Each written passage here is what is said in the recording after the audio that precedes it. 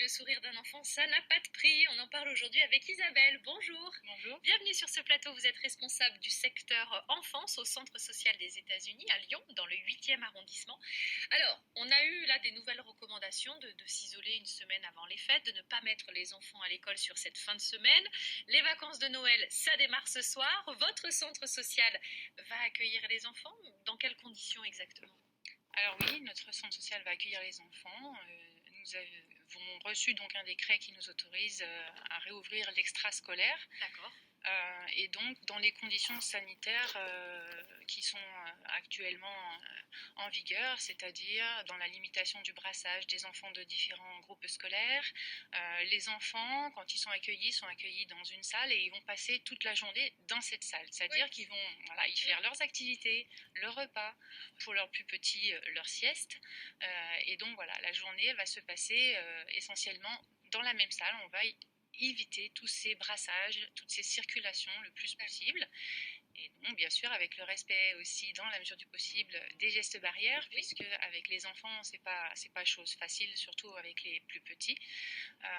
Mais voilà, on a mis en place des outils pour leur apprendre à les respecter, avec des chansonnettes, voilà, avec tout ce qu'un animateur sait faire, adapté à chaque tranche d'âge. Voilà. Est-ce qu'il y a un besoin assez fort de rassurer les parents?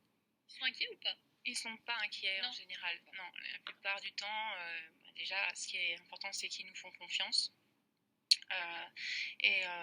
Nous, on communique bien entendu avec eux pour les rassurer, pour leur expliquer quel est notre fonctionnement, quelles sont les mesures qu'on met en place. Voilà, c'est vrai qu'ils ont vraiment confiance en nous. J'ai pas eu affaire à des parents inquiets pour ça. Pour revenir au métier du jour, animateur périscolaire, est-ce qu'un animateur périscolaire peut s'occuper des enfants de tout âge? Alors à partir du moment où il est inscrit à l'école, puisque l'animateur périscolaire travaille dans l'école, donc il intervient tous les jours, au quotidien. C'est le troisième éducateur de l'enfant après la famille et l'école. Et donc effectivement, donc ça s'arrête au CM2. Après, voilà, c'est des animateurs jeunes.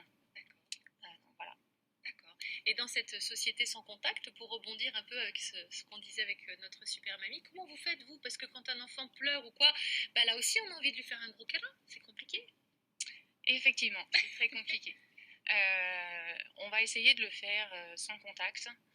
Mais vous voyez dans la vidéo, il y a des enfants qui se jettent sur l'animatrice pour lui faire un gros câlin, et c'est vraiment pas quelque chose qu'on peut repousser. Alors voilà, on va le faire vraiment. Ça dépend en fait de la personne, de l'animateur, comment il ressent cette chose-là aussi. Si lui il est inquiet avec ça ou pas forcément inquiet avec ça. Mais voilà, il y a des gestes comme moucher un enfant qui a le nez qui coule, consoler un chagrin, séparer deux enfants qui sont en conflit.